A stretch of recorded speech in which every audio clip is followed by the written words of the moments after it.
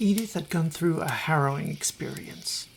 The last thing we wanted to do was drag her back in.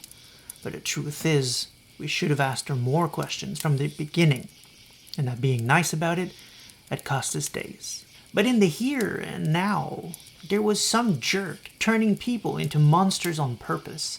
That jerk needed to be stopped as soon as inhumanly possible, and Edith knew who it was.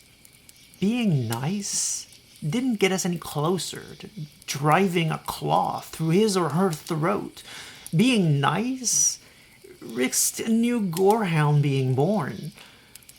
The ground around that bush had now been well and thoroughly beat.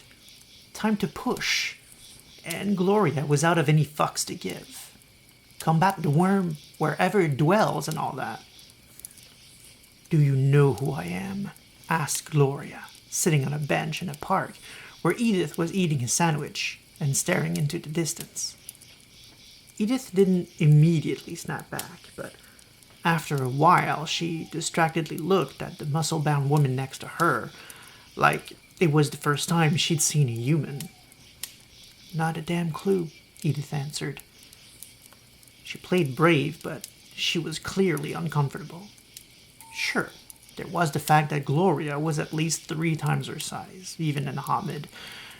But there was also the little matter of the curse, if you remember back when I explained it. In short, humans were not comfortable around werewolves, especially ahrouns. "We have a friend in common. We solve problems. You know the type." Edith settled a little, but not much. "Okay," Edith said. That hasn't got anything to do with me. I'm out. You can't scare me back in." Gloria felt a tang of pity, but not enough to change her course of action. "Listen, we don't want you. Hell, we're not even allowed to bring you into this. All I need is a name. Then I'm gone and you'll never see me again," Gloria explained. "Whose name?" "The one who gave you the key." "And then what?" Gloria turned to look her dead in the eyes, dead serious.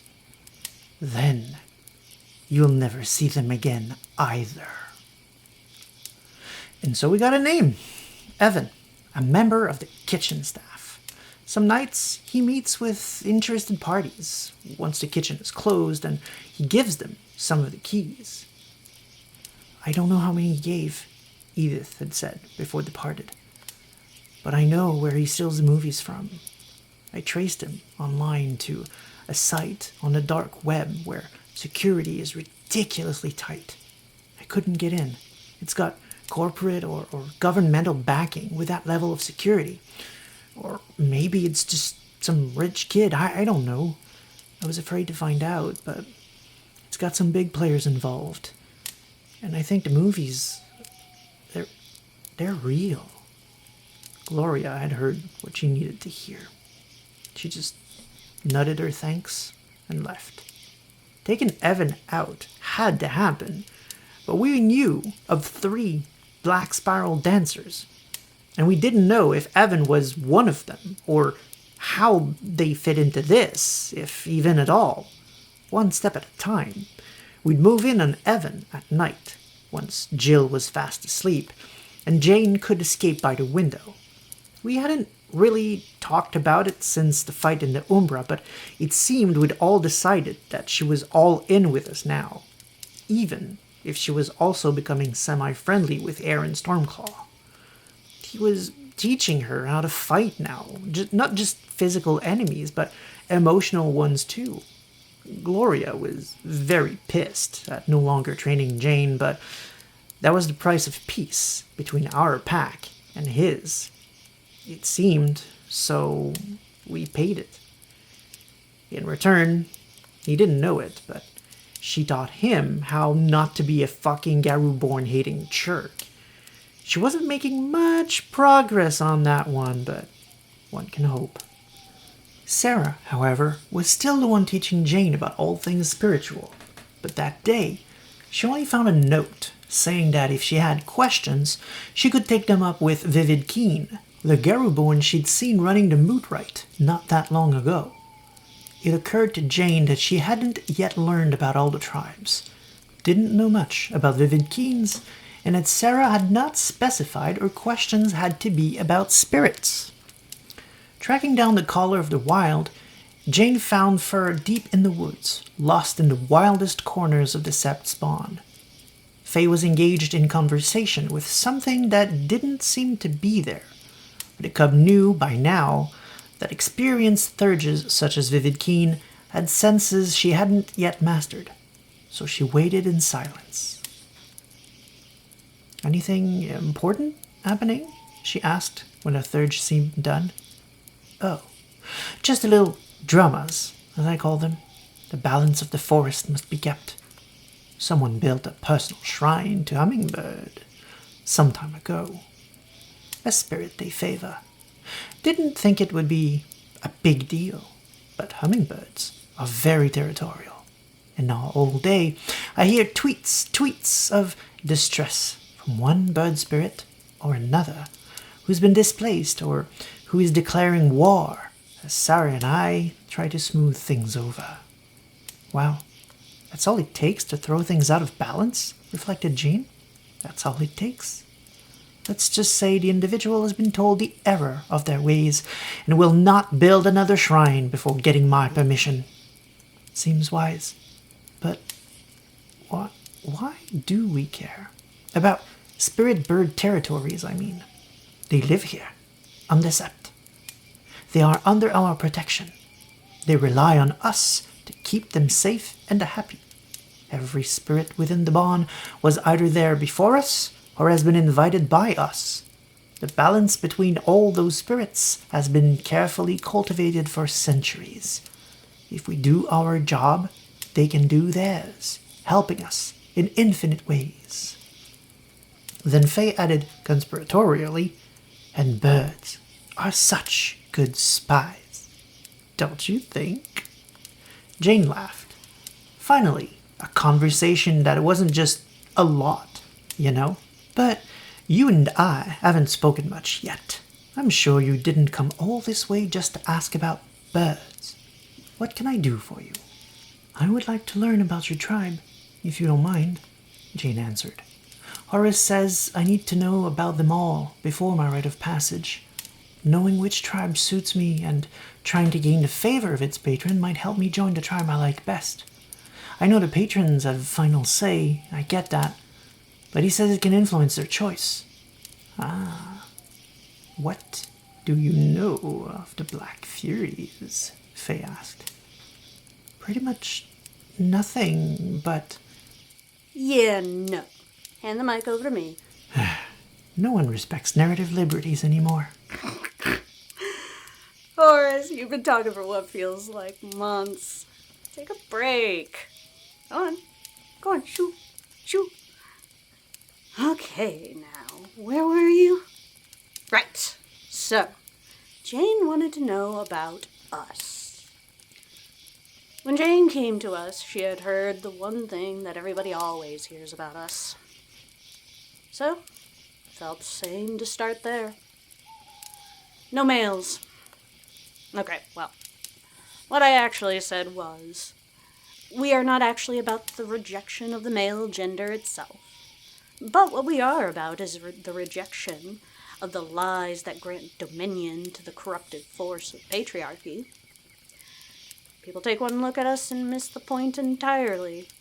A lot of men balk at the idea of their patriarchy is a corrupting force. But what we actually are is the chaotic will of creation. We are the wild's champions. And who so often gets assigned the role of creation within patriarchal gender roles? And men. Men get dominion over order and destruction. But women, they get granted that dominion. It doesn't matter that they aren't the only ones that can have it. But they can freely live in it. And there's power in embracing that. But here's the thing. When you have nothing to order or destroy, patriarchy seeks to control creation. And the most common way to do that is to control the vessel of creation, the body itself. And that's where our fight comes in. That's where we align with the human cause you call feminism. We protect and grant sacred splendor to the body. Your body is a gift to you to use and create with as you deem fit. It's not for anybody else to decide. And we champion that cause. We tear down the social roles that would dare tell you otherwise. That is the tide that we fight against. If you want to call us feminists for that, by all means. Words are words. Humans need them to understand things. But know that it is creation itself that drives us, not your petty labels. The other side of that is our muse, Pegasus. Further proof that we aren't specifically about being anti-male. After all, the most commonly known incarnation of Pegasus, at the behest of a patriarchal authority, went from stallion to gelding. So it's easy to see where our cause would align with his experience. In truth, we used to be children of Artemis. One of Luna's aspects served directly as our muse. But, as you know, Luna is also the guide to the rest of the nation as a whole, choosing each of our auspices and guiding us in those roles. In time, however, our numbers swelled to the point that it became prudent for her to not display such favor to us over the rest of the nation, and she knew that Pegasus would guide us well. Well, it is true that Pegasus was a newborn spirit, with still much to learn. His experience with attempting to throw the mount of an abusive master proved invaluable. He was punished, it was true. Just like Pegasus, punishment will never extinguish our rebellious spirit. We heal, and we will throw you again and again until we succeed. At least that's how it goes for those of us living near cities or within these multi-tribal septs that have grown so common. It can't be helped. You go where you are needed, and make no mistake, this place needs us. No matter how much I would prefer the sanctity of my grotto, I can't help others find theirs if I stay in it. But, as champions of the wild, the city is not our only battleground. There are places in this world, young Jane, you are not ready to even believe to exist. There are lands and corals and forests that no human have ever beheld, and we will kill to make sure they never do. In such places live creatures that are otherwise forgotten from reality, and the mere touch of humanity's minds would kill them. These are beings even more magical and unreal than werewolves and spirits. The Weaver's influence, which humans bring everywhere they go, would whisk them out of existence. And we can't let that happen. I remember the fierce excitement that lit up her young eyes at words like rebellious spirit. I also remember the apprehensive tension in her shoulders that came at words like chaos and wild. She was polite about it, thinking me a mad chaos worshipper, that is. Humans are too often taught to fear the beauty that is only coming from the chaotic change of the world. So I told her this. Has your body not changed and grown since your birth? Has your mind not broadened as the world began to whisper its secrets to you? Can anything tell you, in truth, how you will feel about the life you led upon your deathbed. Life is absurd, chaotic change, and that chaos can be scary, but it is always beautiful. Through the chaos of creation, you were gifted with some temporary control over the body you live in. You were gifted that body, not your father, not your lover, certainly not some false prophet claiming they know what your body is telling you to be true. That you are you, however you are. And you must be allowed to exist, to flourish, and to choose. And you do not deny that freedom to something simply because it defies your understanding. We protect that, and we avenge it when that choice is stolen. I love seeing the light of curiosity in young girls' eyes, the spark of indomitable will that gives us strength. She had that too, but that curiosity did lead her to ask, why fury? I told her for the same reasons stories of ancient Greece are still influential. Even we Garou still call the great spirit of this world Gaia instead of Earth, or Eru, or Hutu, or Tonanzen.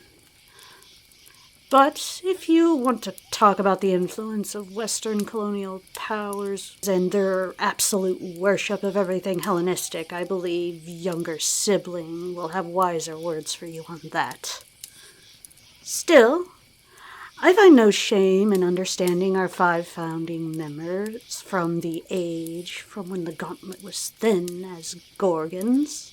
I mean, if you put us in context of Greek folkloric understanding, most of us are quite literally Furies. Greek monsters are just humans with animal features, and Gorgons just female Greek monsters. The Furies are simply Gorgons with the mission of seeking vengeance against those that did us wrong. It all lines up perfectly when you think about it. Couple that with how perfectly the story of Pegasus lines up with our cause, and I imagine Galliards not being able to resist spinning the perfect little yarn about how we are the material Furies of a spiritual Pegasus. It's the same with humans that call us feminists now. We exact our vengeance now, and let the Galliards call us whatever human words they need in order to fulfill their charge.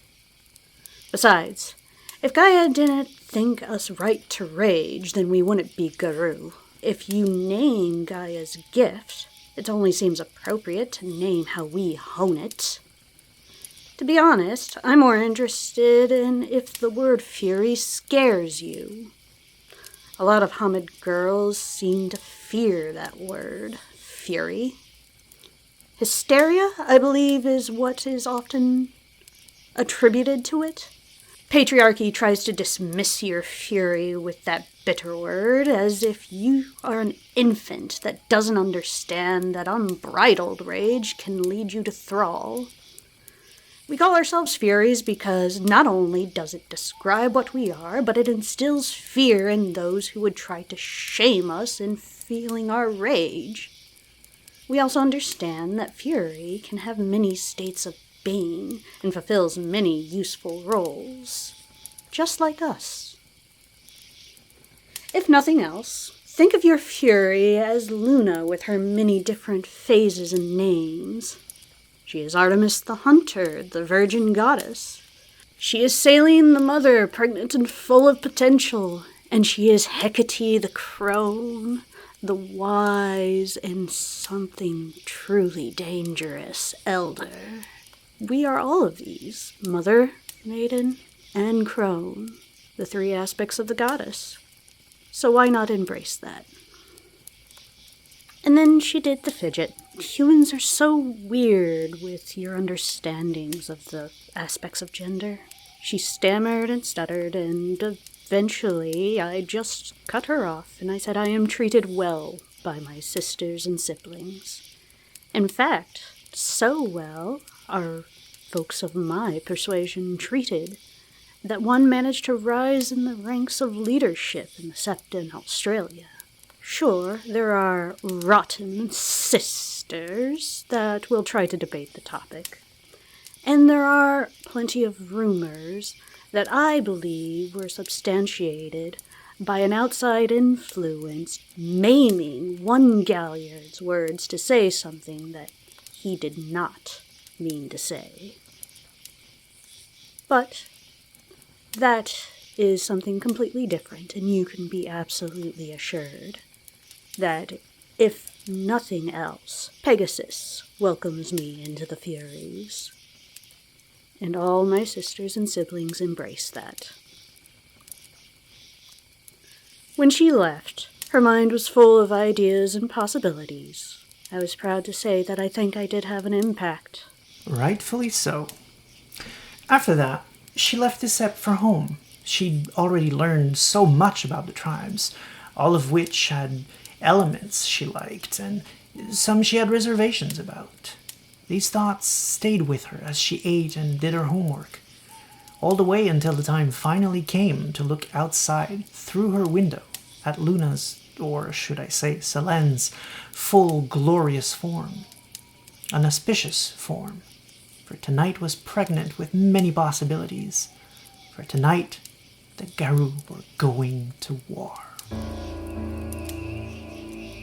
This has been A Rite to Remember, Season 2, Episode 12, a series of lore videos for Legacy Werewolf the Apocalypse presented through an immersive narrative. Thank you so damn much to our guest this week, Amylin, for agreeing to play Vivid Keen. Credit where credit is due, a large segment of today's episode was written by them. I asked Amylin what topics they would like Vivid to cover, and the answer I got was so good, I literally just used it in the script. That's how much Amylin gets the Black Fury, and how good they are at making their point. Now, for the stuff we couldn't really dig into, the Furies have a tribal leadership. They are led by two packs, in fact, the Inner and Outer Calyx. The Outer Calyx consists of 13 Furies, chosen by lots in theory, but like all things is influenced by power and politics in reality. They make the calls on tribal positions. Each of the 13 manage a part of the world, taking a set position somewhere within the region they govern.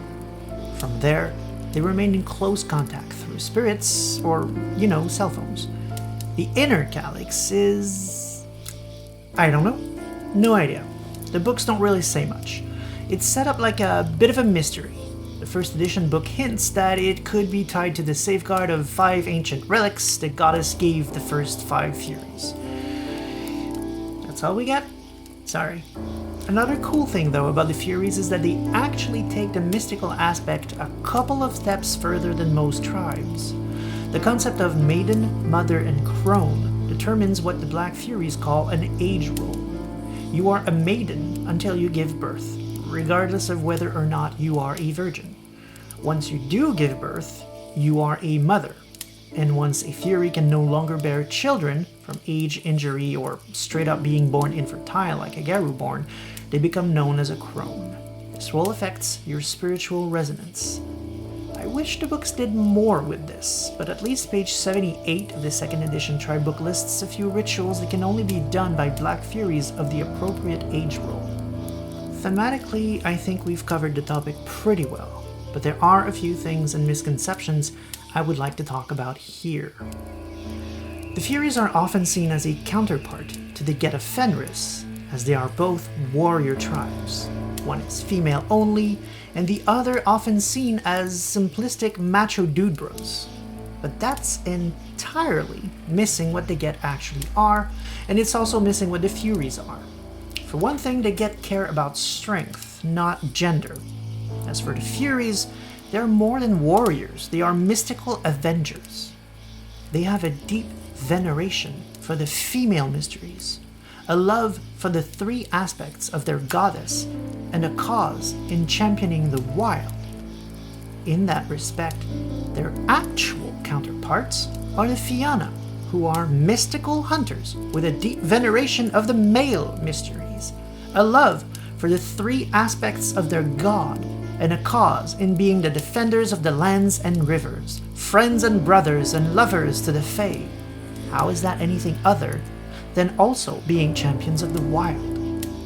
And that illustrates the big problem with how Werewolf is perceived.